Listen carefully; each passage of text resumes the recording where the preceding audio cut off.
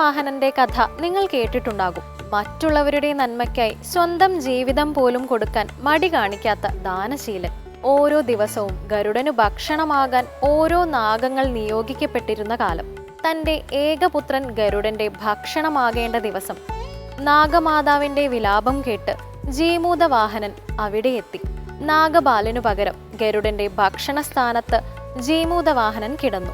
അദ്ദേഹത്തിന്റെ ത്യാഗശീലത്തിൽ പ്രസന്നനായ ഗരുഡൻ വരങ്ങൾ നൽകുകയും നാഗങ്ങളെ കൊന്നു തിന്നുന്ന ഏർപ്പാട് അവസാനിപ്പിക്കുകയും ചെയ്തു എന്നാണ് കഥ. ഒരു വ്യക്തിയുടെ ത്യാഗത്തിന് ചിലപ്പോൾ ഒരു സമൂഹത്തെ മുഴുവൻ രക്ഷിക്കാൻ കഴിയും. നാമജപം സ്വർഗ നരകഭേദവും സന്തോഷ ദുഃഖഭേദവും ഇല്ലാതാക്കി നമുക്ക് സംതൃപ്തി പകരുന്നതാണ്. ഇനി ഇന്നത്തെ സന്ധ്യാനാമത്തിന്റെ സമയമാണ്, കേൾക്കാം.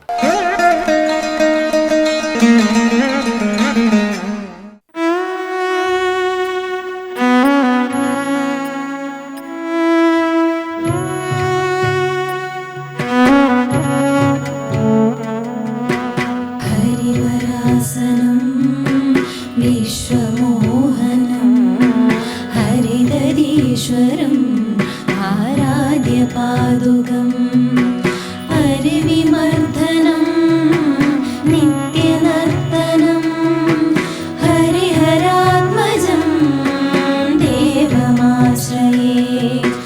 ശരണമയ്യപ്പ സ്വാമി ശരണമയ്യപ്പ ശരണമയ്യപ്പ സ്വാമി ശരണമയ്യപ്പ.